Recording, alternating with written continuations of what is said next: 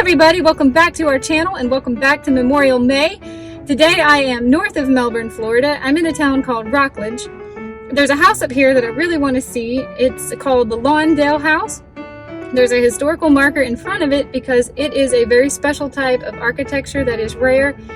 Forgive me, I don't know a lot about architecture, but I think it's called Queen Anne or Queen Mary style architecture. And I'm excited to show you, and this video is also from my friend Mustang, who always points out in my videos how much he likes looking at architecture. So Mustang, this video is for you. Let's go look at a really cool looking, very old house. Hey everybody! Today we are in the town of Rockledge, a little north of where I live, looking for a historical marker at this beautiful house known as Lawndale. I came here expecting to find a beautiful home with really neat architecture, but I did not know that the house was also a fully furnished museum, and it just happened to be open for tours on the day that I was here. I was thrilled that they gave me permission to film the tour, and I can't wait to show you what I filmed from inside the house. This house was built in 3 separate phases by a man named Hiram Smith Williams. He began building the home in 1874 when he first arrived to the area, and then added on in 1888 and finally remodeled it into its final form in 1891, which is the version we see here today. Lawndale is one of the last remaining examples of Queen Anne-style architecture in Brevard County and retains all of the original architectural integrity of the interior and exterior. The irregularity of plan and variety of colors and textures, such as the shingles found on the tower, are characteristic of the Queen Anne style. The multiple different high roofs and the round turret are also prominent during this period. Originally from New Jersey, Hiram Williams had relocated to Alabama and begun a business building horse carriages in the mid-19th century. He kept a detailed diary during his time serving in the Civil War that has been published, called "This War is So Horrible." During the turmoil of the Reconstruction period after the American Civil War, he relocated to Florida and began growing citrus groves on the property that he purchased in 1874.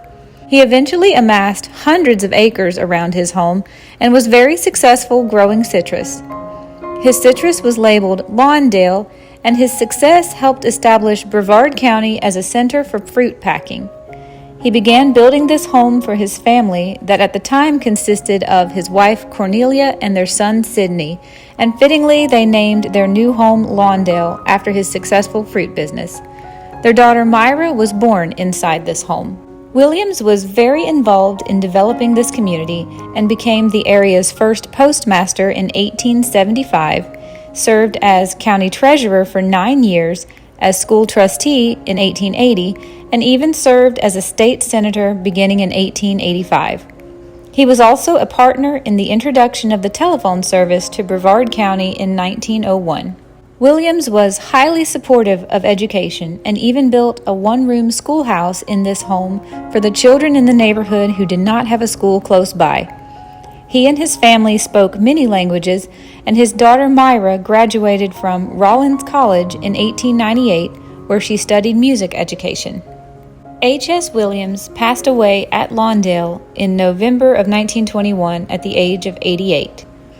Hiram, his wife Cornelia, and their 2 children, Sidney and Myra, are all buried behind this house in a family plot. The Williams family lived in this house until Brevard County purchased it in 1989. The house has been restored through the efforts of the Preservation and Education Trust, a nonprofit organization located in Rockledge that committed to restoring the house as a living history museum. The home is now fully furnished with original or period-accurate pieces and is now opened as a museum to the public.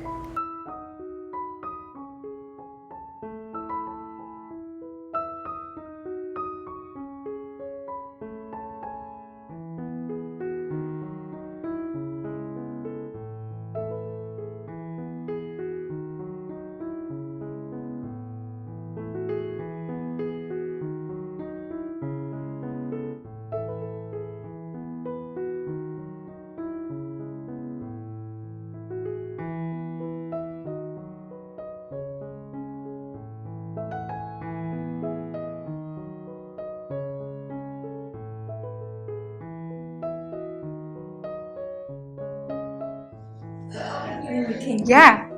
I'd love to film it, and then whatever you say, I can hear it. You're welcome to. We probably came in a little prematurely. They should have gone upstairs first. Oh, okay. You know what? We'll go in here. Sure. I'm trying to figure out how to do this right. I usually give. Oh, this is the room that's set up. Okay, the house was built. I'm going to tell you what I usually tell them in the entranceway because the sound goes back and forth. But the house was built pretty much in 3 parts. Okay. That's the first part. This is the second part. Phases, I should say Phases. Okay. And then there was a big renovation that was done, which we call the third phase. H.S. Williams was, he arrived in 1918. It's hot. I'm out of sync here, and I don't want to mess it up for you. He arrived in 1873. Okay. Because of opportunities down here. He came back in 1874 and he started building the house. Now, Mrs. Williams had a full set of Havilland-Limoges. This is Havilland-Limoges from France. Her pattern had the purple flowers. Wow. And one day maybe we'll get her dishes. We don't have them. This is Havilland-Limoges here. Do you know where they are? Yeah, the granddaughter is still alive. Oh. Happily, we're glad she is, and she's still making dishes. But her son, who will inherit them, we hope he doesn't like dishes. We'll find out. Chances are good he won't. We don't know. We don't know. Wow. But this is set up for a tea, a high tea, which will be tomorrow. It's usually just got the one dining room table here in the middle. But we may leave this set up because we're talking about maybe starting to do that for another fundraiser. This is all volunteers, and we rely on donations and money that we could raise. So we are starting to open up possibly for high teas for groups. I would totally come for that. I love that kind of thing. Well, right now at this point, we're not going to schedule them. We're hoping that a group will get 12 seats, 12 people together. I could fill you up one table for sure. Okay. Most of the chandeliers, these were originally gasoliers. Okay, the whole house is centrally piped for gas lighting. So these were originally gasliers. Wow. Here we're competing again. These are reproductions because we believe in the 1940s when the World War II was starting, there was a big drive for, we know that there was a big drive for metal. And we believe that Myra Williams donated all the metal in her house for the war effort because we didn't want to lose. The second phase of the house did not include the Queen Anne turret. That was the last renovation that added that circle. You can see. You can see where the floor was added here. You can't see it upstairs, which blows my mind. I have no idea how you did this. He did a really good job, though. I mean, if you hadn't pointed it out to me, I don't think I would have noticed. I didn't until somebody pointed it to me. Oh, I love the fish. Those are pretty. Those are from the 1890s. And this is not as elaborate in most people's eyes as the other two I'm going to show you in a minute. Okay. But some men that know wood love this. This is their favorite because it's very unusual. Yeah. What do you call that? You could call it curly pine, or I always called it burl. Burl. It's a very like bubbled. And then look, well, it's a unique. All the wood, all trees don't have that. It's where there's been look at here. Wow. It's where there's been damage to the tree, like lightning That is hit it, pretty. or root. But anyway, and the windows over here. All of these have that same wonderful wood. Some is better. It's not as curly as some, but every one of the panels here are have that same unique wood. Oh, those are gorgeous. Wow. Beautiful. He was born in Montclair, New Jersey. Okay. in 1833.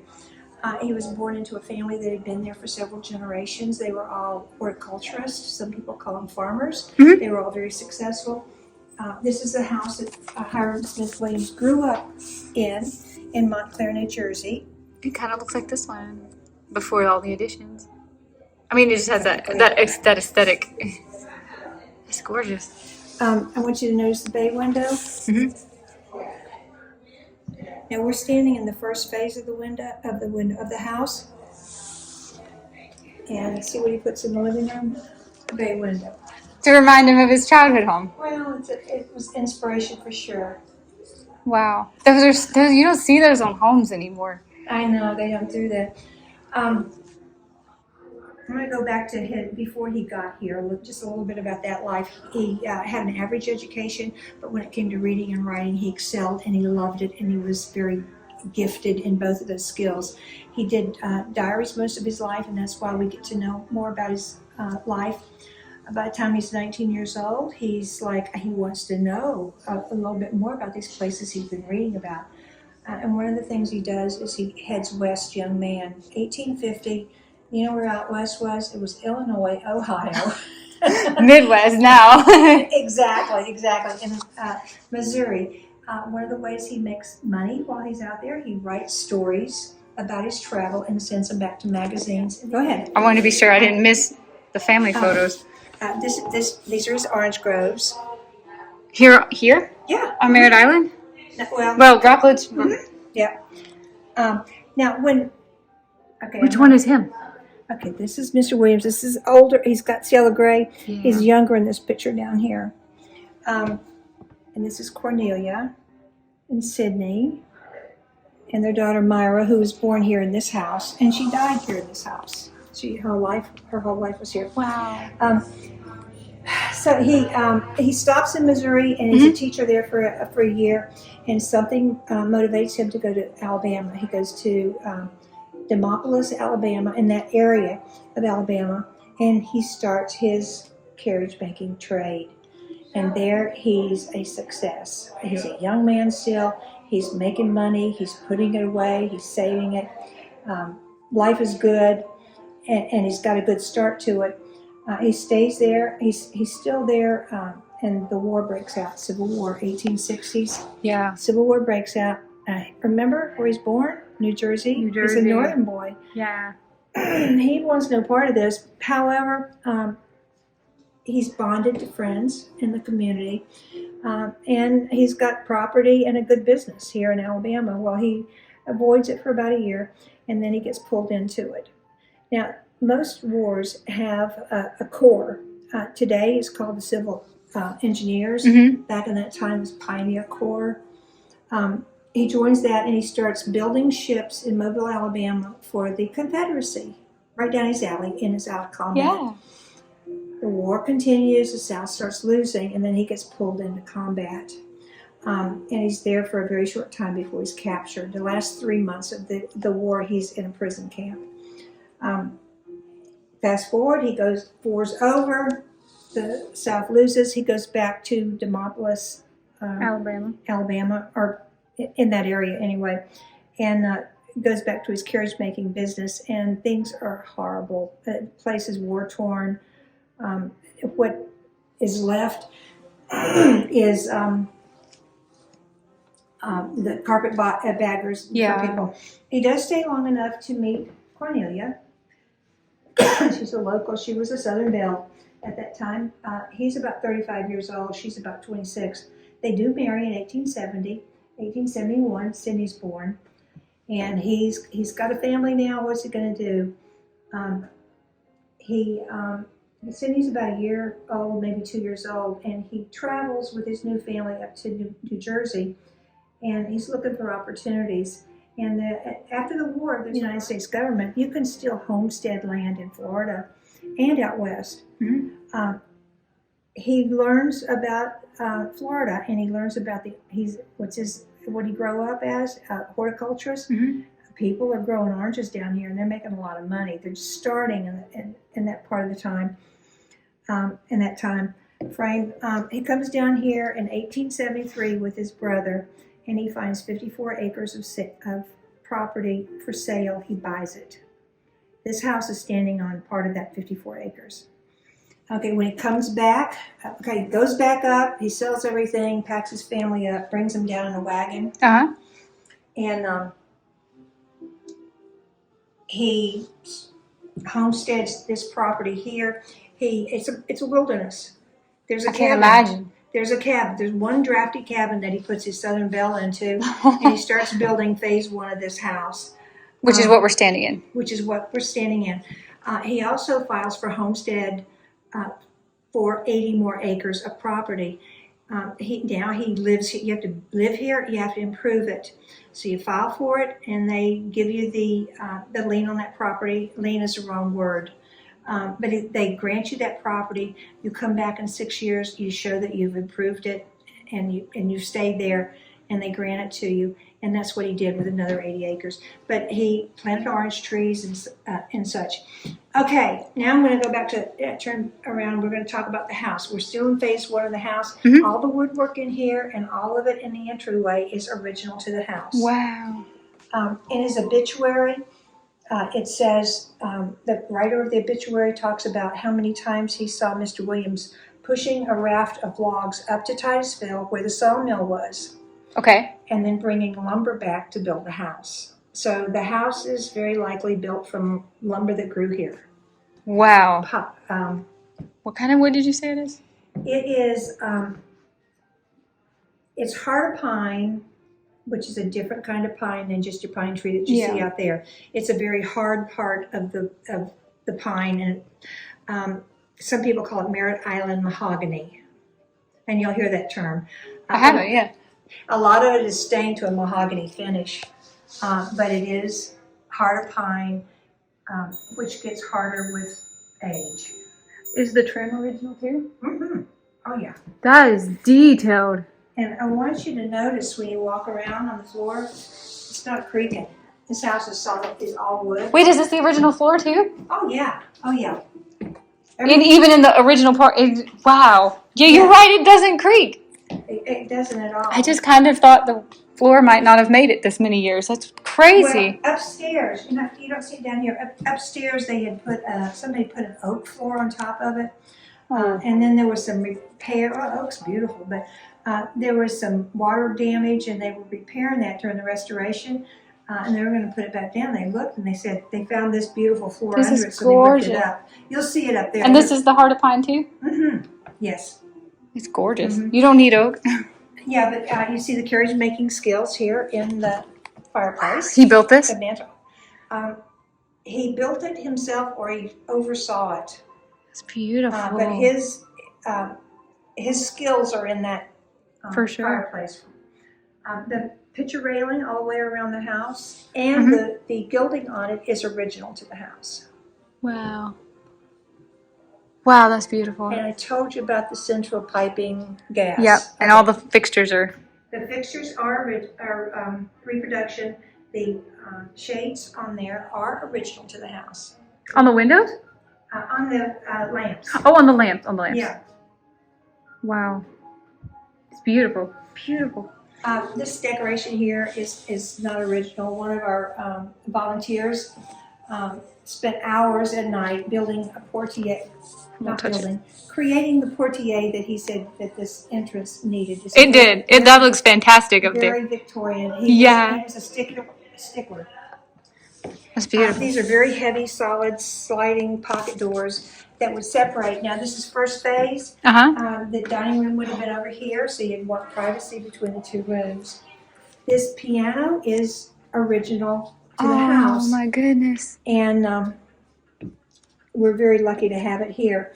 Myra was born here in 1877. She loved music as early as 1840. When she was 14 years old, they started sending her over to Rollins College, and she was taking lessons there. She'd go by train. This is her graduation present for graduation from Rollins, and this is her music. Wow. This is original. This is that old? Yeah. And this scarf, you can see the age of the scarf. Yeah, It's I original. saw. It's original also. Oh my goodness. That's beautiful. Oh my gosh, that's so beautiful. I can't believe you have the original Delighted piano. that I'm getting teary-eyed. I'm no good, but I play, and a little bit.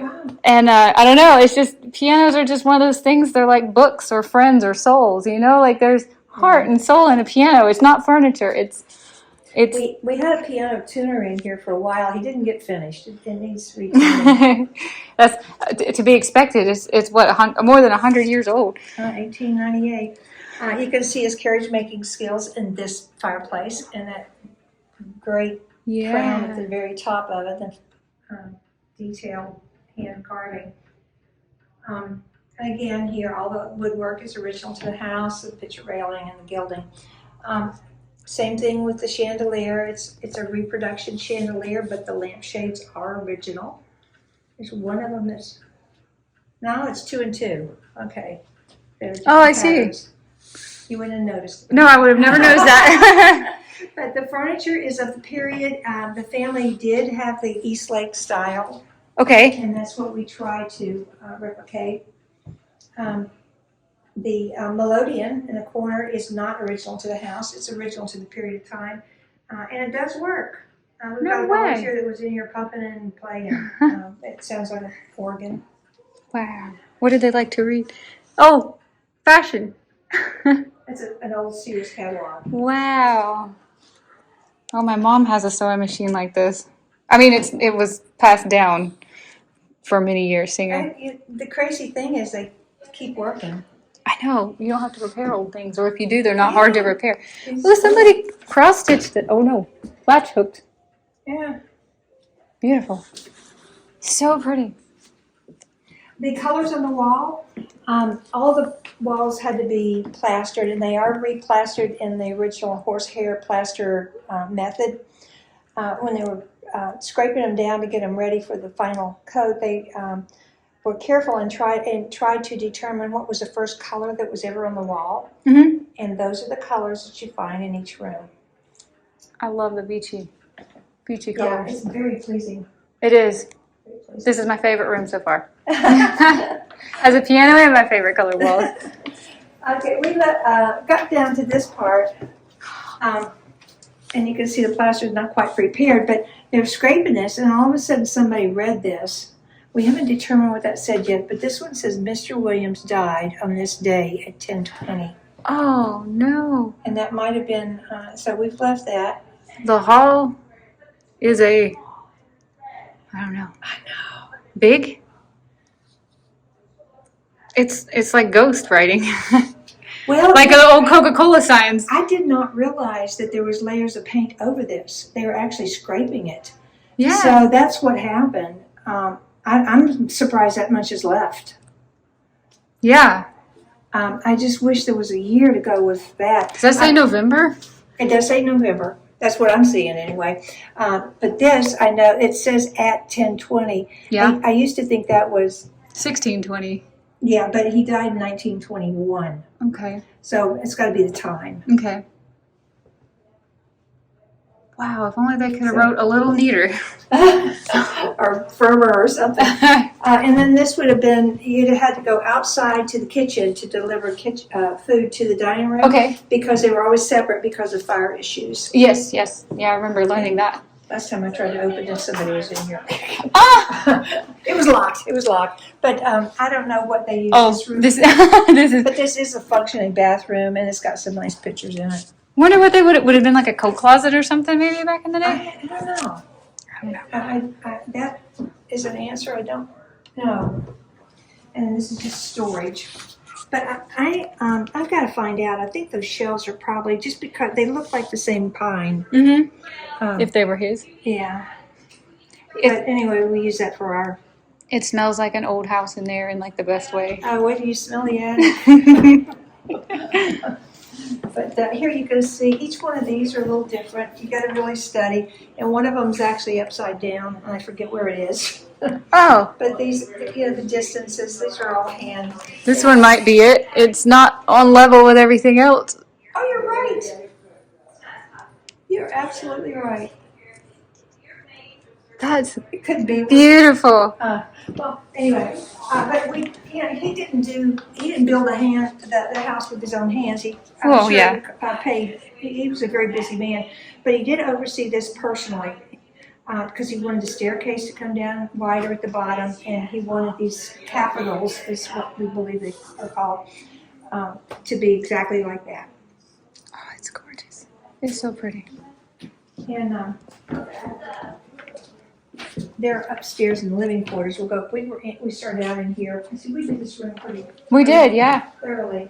I'm going to go ahead and take you back to the kitchen. Okay. Now, phase 1, phase 2. This is phase 2. Yeah, without that, yeah. But the phase 3 would have torn down that whole corner there, put that Queen Anne turret up. It would have also closed in the area between the dining room and the kitchen. This was outside previous to that. Oh, like this was a breezeway, sort of.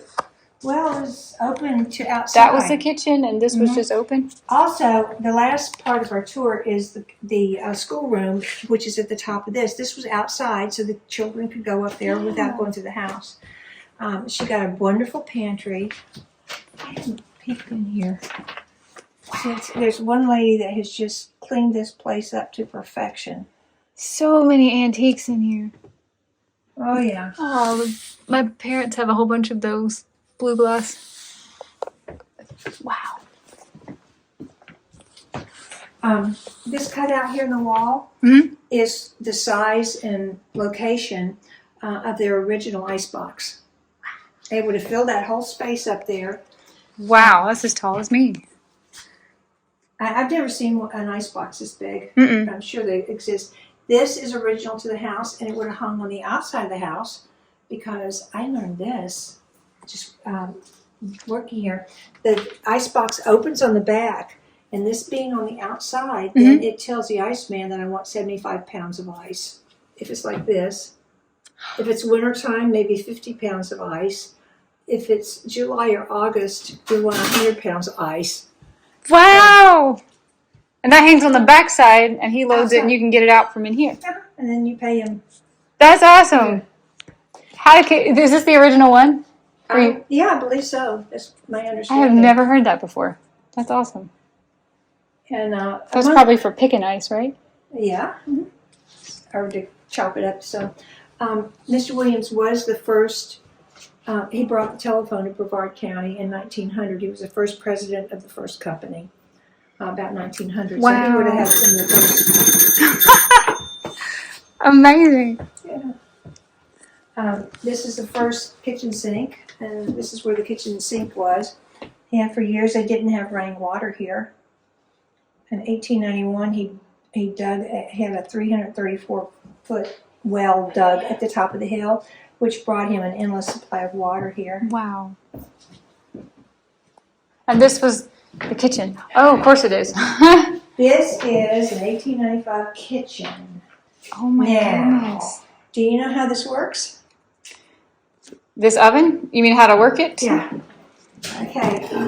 It's cast iron. This is why it's such a fire hazard to the rest of the house. You put your wood down there and you get a fire going. As it burns down, then you can grate it. And then there's a drawer here you can pull the ashes out, and then as you keep putting more wood in. This is for hot water, okay? And every day of the week, this kitchen was busy doing something. One day a week, maybe Monday, this kitchen cabinet over here, it's a possum belly cabinet, was busy making bread. You'd have to make the dough, the flour and the water, knead it. And you got to let it rise. And then you can put it in this oven that you've already got hot over here. And then you make more bread. You got to make all the bread to last the family until the next Monday. So all day long you're making bread. Another day of the week, you're washing clothes. There's a cauldron outside that some of that clothes may have been boiled in, or doing it by hand. After they're dried and ready, then another day, then you got to iron them. Goodness gracious. The iron, Not a good time to be a woman. The iron has to be here because The oven, yeah. Because this is how you heat your iron. I mean, this is how it's hot to do your clothes, and it has to be here. Imagine hot summer, no air conditioning. No, in Florida. And this would cool off, and then you get another one, And go back. Yeah, go back and forth. It's another whole day. Then different days of canning and preserving. You still have to make 3 meals a day for the family. But then there's another day of the week, Saturday night, or whatever day. Bath. Mm-hmm. And it would take place. Whether you need it or not. I'm old enough to remember my grandmother actually doing it. She had a stove like this up into the 50s or 60s, 1960s. And an adult son of hers came, he was a military guy, came to spend a week with her, and she says, well, Leonard, I have to make you a bath. She says, you just wait there. So this is time consuming. This is full of water. The biggest pots in the kitchen, you're heating all of them to make warm water. You take a warm bath. She's got a wash tub here in the middle. You pull all the curtains down, and you put the tub there, and then you fill it up with the hot water. You use straight hot water because by the time it gets in here, it's cool. But in a family situation, it's the baths are taken by seniority. The father gets in there first. The mother comes in and takes a bath, and then the children, the oldest, go next, and then the baby. You know what the water looks like when the baby comes?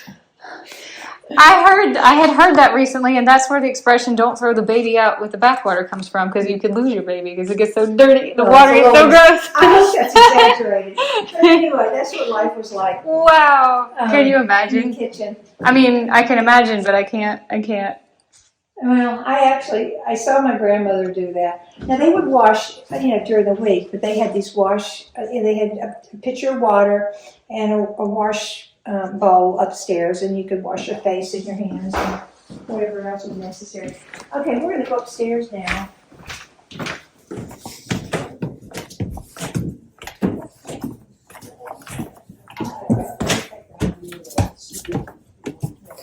They're closing up out there. Yeah. Okay, here, I'm trying to skip some of this stuff. This is original to the house. And the cool thing, it's a linen press. It's got shelves in there where after your linens are washed and ironed and everything, they're ready for the beds and so forth. But one of the first tours that I gave here 2.5 years ago, this one young man, he says, oh my God, is that mahogany? And I'm going, I don't know. Do you know? I said, do you know what? I don't know wood, Yeah. He says, oh yeah, that's mahogany. That's mahogany. Oh yeah. I don't know. I said, so what? He says, well, and especially after I said it was original to the house, he says, oh, well, back in the 1880s, there were always shipwrecks after hurricanes. Yeah. We know because they couldn't predict the hurricane. And he says there was one shipwreck. He says it was full of mahogany. It was washing ashore on Cocoa Beach, and the locals were running out there and gathering it up to make wood. Mahogany's not indigenous to this area. Yeah. So he says, oh yeah, HS built that. I don't know. We don't know the origin of this. We do know, and I'm looking at it, he said it was mahogany. I can't prove it, but I've asked many people that do know mahogany and said, yes, it's mahogany. Let me do this. See, it's got no grain. See the lack of grain? It's a very hard, it's a prized wood to make furniture out of. It's beautiful. So, wow. Another shipwreck story was, it's in another local book. Oh, God. I know. I don't like her either. Sorry. People ask if they're ghosts. I said, her. There was another shipwreck that washed all these merchandise, but shoes, mostly shoes ashore. Yeah. And all the locals were out there going crazy because it was Free stuff. Yeah. And I would too. I mean, even if you paid for it, you couldn't find them to buy them. So they're out there, and then the story goes that for decades after that, you'd see people walking with mismatched shoes. They couldn't find the other ones; they could find one that fit. Okay. Yeah. This is the master. Okay. This is their H.S. Williams and his wife. They had their pictures. This is in Alabama on their. That's the real certificate? No, we wouldn't subject the original one to more sun damage. Oh, But that is a copy of it, and it was in a frame just like that. wow. Over here, we were able to lift his picture off of there. Off of the marriage certificate. But hers was too far gone. But this is what she looked like at age 26 when she got married. Cornelia, that was his wife or his daughter? Cornelia. Cornelia, the wife. Okay. Yeah, and then that's an older picture. He came from a family of 4. Mm-hmm. The older sister, the oldest one was a girl, Lydia, and then the 3 boys. These are 2 brothers, and this is higher. Oh, of course, I told you that. Yeah. This is Edmund. That he came down here in 1873 and found the property, the 54 acres, bought it, and I'm going to show you this one here. And then there's a bigger picture of that. And then 1905, his younger brother Caldwell came here with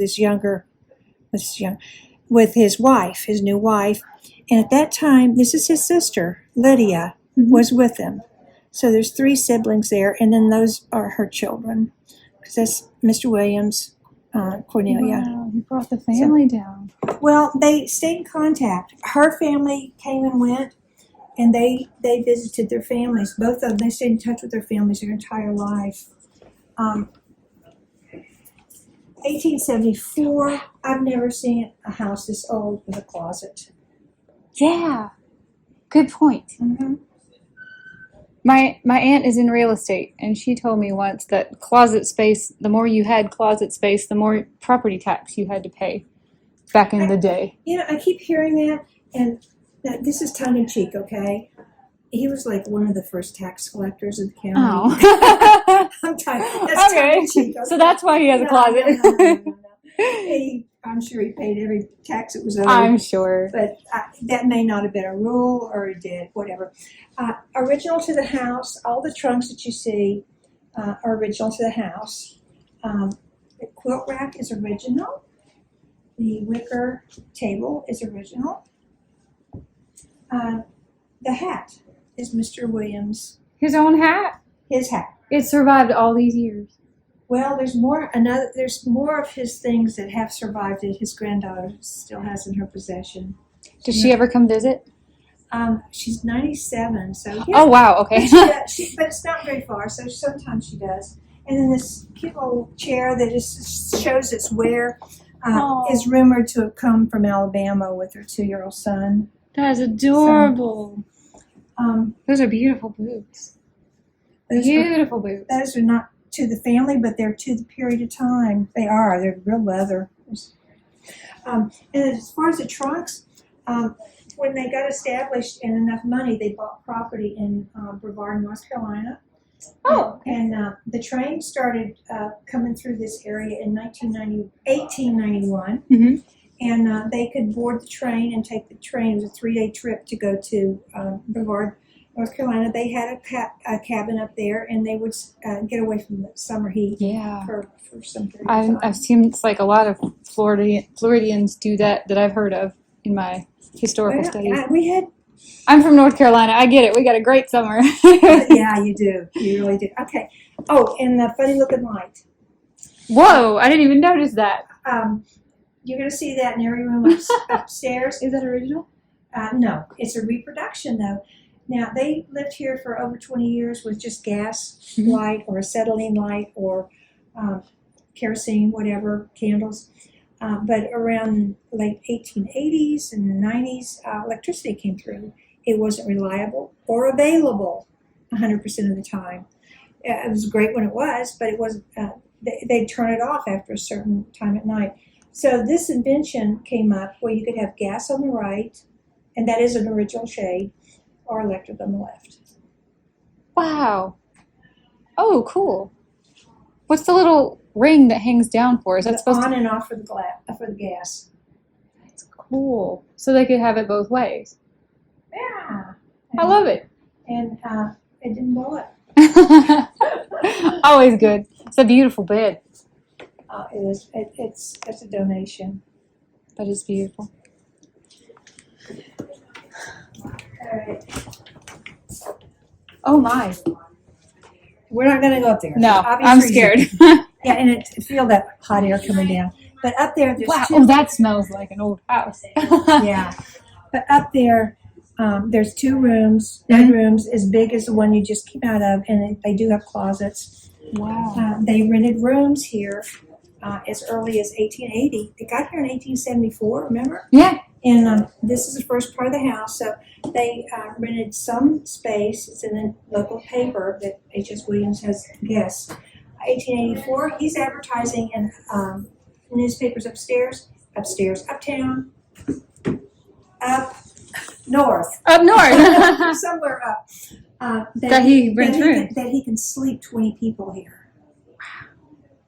And he had I gotta slow down. I'm trying. he had a son and a daughter, and him and his wife, so he could And sleep. 20 people, and he had to have a servant. Or So yeah, exactly. At least 16 of those people weren't his immediate family then. Wow. No, these are strangers that are here for January, February, March. Yeah. They're temporary. Yeah. But and I already told you in 1900 he was the first. This is a real telephone, a candlestick, and you can see some of the central gas piping. Oh my goodness. And this table was here. I have to suggest that it's probably the first telephone table in Brevard County. It might be, might not.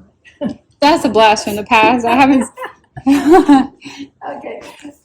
Know what that is? Okay, Sydney's room, and that is original. There's a chamber pot in every room. Okay. That one is original. Now I'm going to start you here. This is Sydney with a 20. Okay, he's about 20 years old.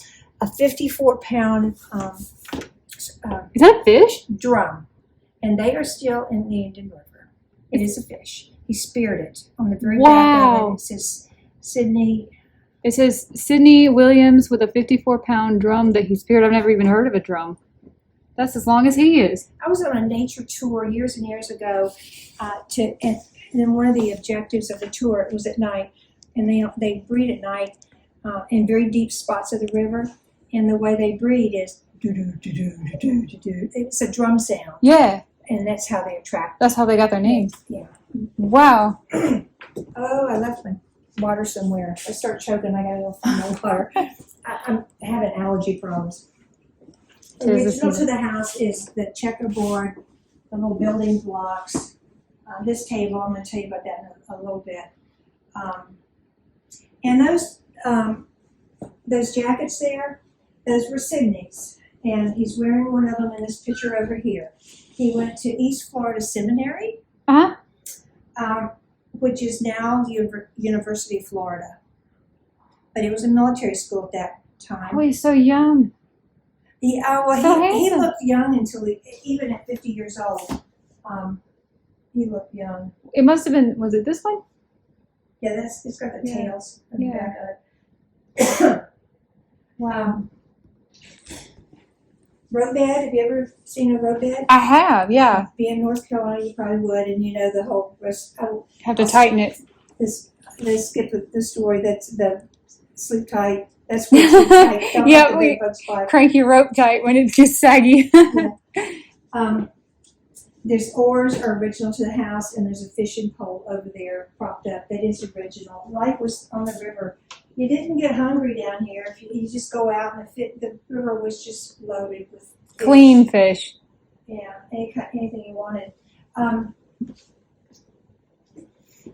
The saddle is original to the house. It's a McClellan saddle. It's a Civil War saddle. It was actually used. The cutout in the middle of it accommodates the rider for 50 miles on a horse a day or 100 miles. It accommodates him, but it also relieves the horse's spine because that many miles with a saddle on your on the spine. I've never seen one like that. And he had 2 of them. Watch cowboy movies for McClellan saddles because it was adopted by the North and the South during the Civil War. And after the Civil War, the U.S. Cavalry adopted that and used it all the way through World War I. Wow. And I believe they still use it. but they're not as much. Oh, that desk is gorgeous. Sydney's room. I like these little windows over the Well, doors. there was no air conditioning. That must have helped. In the hot summer, you'd open the windows and get the air off of the river and let it go through the house. Myra's room, she was born here in 1877, like I said. They probably kept her in the master bedroom for 3 years, and then this would have been a great nursery after that. However, this is the room she kept for her whole life. She died in 1964. In this room? Probably not, because she got crippled with rheumatism like her father did. And the last couple of years that she was alive, she couldn't make it up the stairs. And the dining room was made into a bedroom, and she probably died down there. But her father died here in 1921. Her mother died in 1930 here, and then she died in 1964 here. So, and these are her shoes. She was size 5. They were little people. Oh my goodness. We've got more shoes. We've got a lot of shoes. But I mean, Those were hers? they were hers. But the quality of the shoes that they made during those years, They're beautiful. absolutely, they were dirty and shriveled up, but all we did was wash the dirt off of them. See the leather sole? Yeah. And they could resole them. Clean them, oil them, polish them, and put new shoe laces on them. They look good as They're good new. to go again. And this one, you think, oh my God, she just got that repair. It's not, those are not repairs. Those are alterations. And here, if you look at it down, you can see her bunion. Thinking of 1964, there was not a lot of options for feet that were crippled.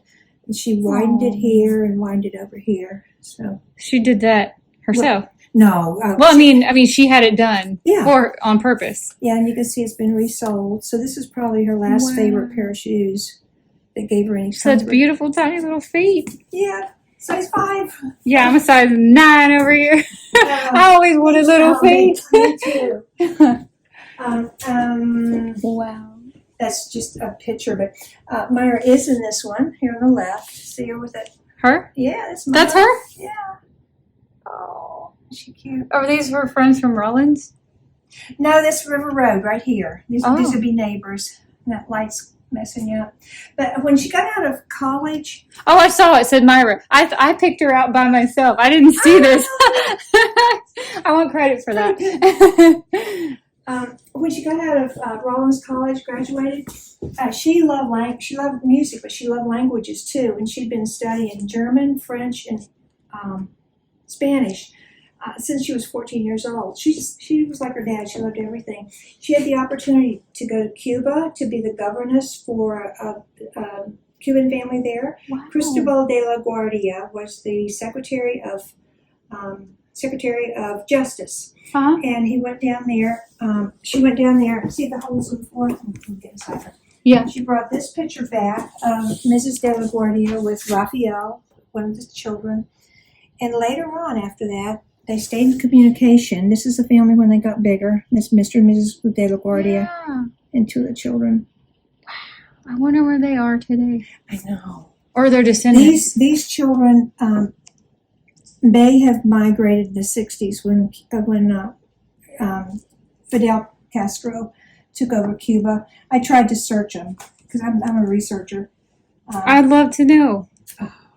It's hard. It's hard, especially when it's another language. Mm-hmm. I would love to know too. Okay. And it's getting dark. It's sun setting.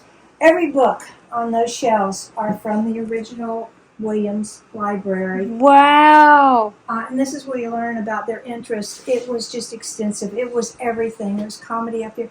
Those are research mostly. Remember, he was the first senator for Florida. Encyclopedias, and then there's a lot of Florida statutes and stuff up there, other things that he would need for research. And then it goes on down. This is just magazine periodicals. McClure's. Yeah. Yeah, McClure's. And I don't pay much attention to that. Marion Crawford. Complete works of Marion Crawford. That's a new one to me, but you got Robert Louis Stevenson, all of his collection. Wow. You got Charles Dickinson collection, a total, and Rudyard Kipling entire collection. A lot of then classics. There is no Swiss telling. Family Robinson is down there. 10,000 Years. A lot of history books. A lot of biographies. 3 books biographies of interest. Grover Cleveland. I'm talking too fast. No, can you imagine what these would have been worth? Well, they're pretty damaged. They got packed away for a while, and the bugs got to them. This is so neat, the way he's alphabetized every shelf. I guess maybe that was a plan for how to organize his books, and then he changed his mind. We haven't sorted that out, how he did that. But the Grover Cleveland, I'm going to go back to him. There's 3 of them now. Up in one of those ledgers up there is his home address, because he toured not Mr. Williams Groves, but Hardy's Groves when he on a visit down here. But Mr. Williams was on that tour with him, and he walked up and he says, "President Cleveland, if you'll give me your home address, I'll send you oranges." And he did, and the home address is up there. And we've got a copy of the thank you for the oranges. Oh my goodness! Grover in Cleveland. That's amazing. I'm going to read all this later when I can zoom in on that. That's amazing. Well, he's also thanking him for his political support. What a beautiful disc. And that's a picture of Mr. Williams in his orange grove. He served. He's up here. He served with the school board. He was a trustee with the school board. He was 2 terms as a county treasurer. I mentioned that before. And then this is a picture of him with the 1886 Senate. He started in 1885. He served 2 terms. They were 2-year terms. But this is what will impress you, because he was the first senator. Look at the size of Brevard County. Yeah. And he also served Dade County. Oh my goodness. All the way to Key West. That's like a quarter of the whole state. Yeah. It got chopped up later. Wow. Was it all called Brevard County back then? Or yeah. And then these are some more poetry books and college books from the kids. Even his bookshelves are beautiful. They are, really.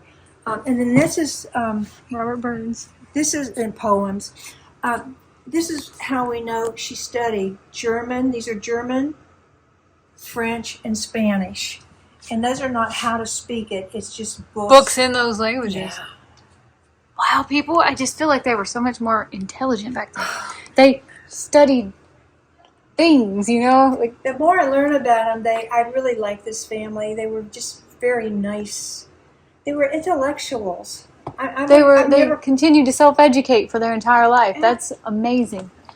I have never considered myself an intellectual, but I love continued learning, and I kind of that part. This is the phases. These are the phases of the house. Okay, this would be phase 1 of the house right here. Okay, phase 2 is this part of the house here.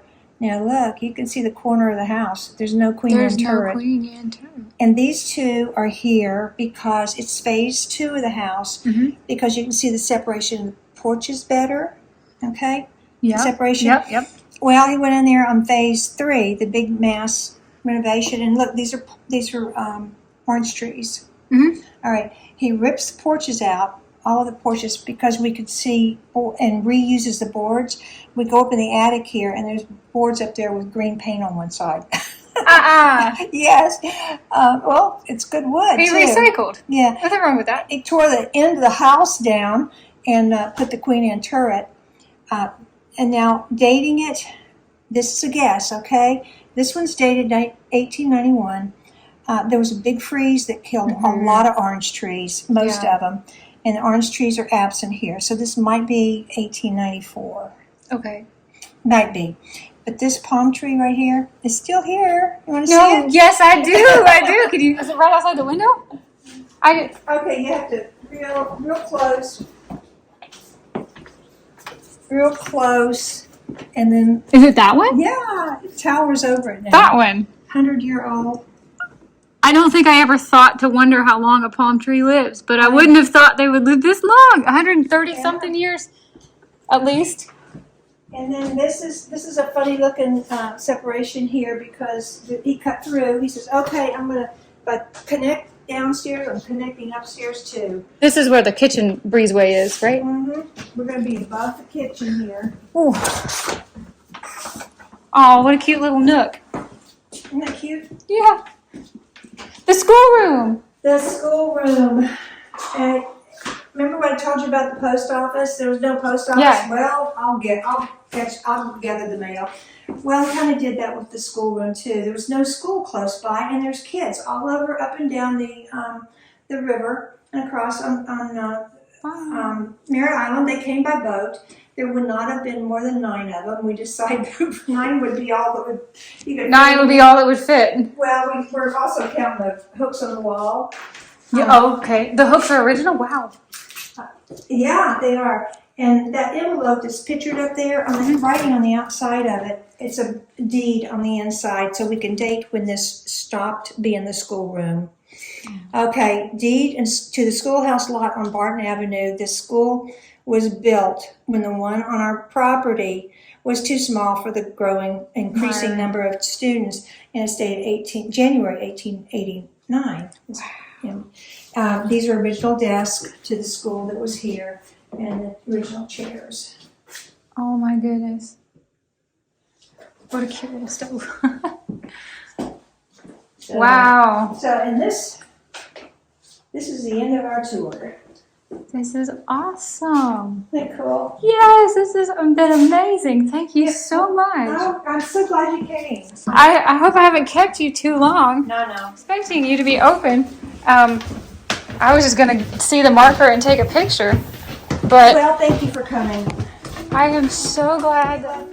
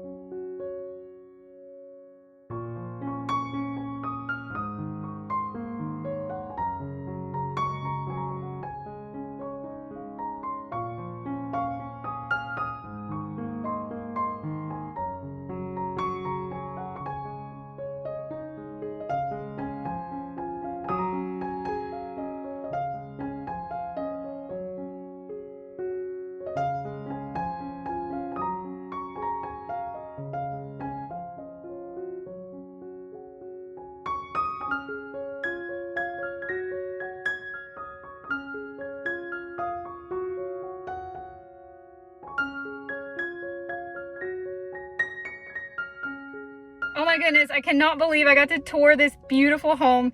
I was not expecting it to be open, and I certainly was not expecting it to be fully furnished, so I had to take the complete tour. Thank you so much to my tour guide. If she ever sees this video, I did get permission to film, and she did tell me it was okay to film her, but I was trying so hard not to be awkward. I think sometimes she was aware the camera was on her and I felt so bad, but she did a beautiful job teaching me about this family and the history of this home. It's been built, it has been built in stages, 3 stages actually. There's even a palm tree that's alive today that was in the original photos of this house from the 1890s. This was just such an incredible afternoon. I never expected to be invited inside to take a tour. And I really hope that they start doing tea parties here, because I will definitely bring some girlfriends and come back for a tea party. I had a wonderful time. Absolutely great afternoon. Appreciate them so much. They do take donations, and I don't know exactly how one goes about doing that, but I'm going to look up information on this house and put it in the description box down below. I'm sure if you would like to learn more about it or see more pictures, you can check out a website and look them up. So I want to link all of that in the box down below if anybody wants to check it out. This is just my perspective and my video, but I am truly grateful that they allowed me to come in and film so much and film the tour and learn about the family. I had a great time. I hope you had a good time too. Memorial May is just so much fun. I'm having a great time out here looking up historical markers. I hope you're having a good time too. We'll see you guys another day in another adventure. Bye everybody.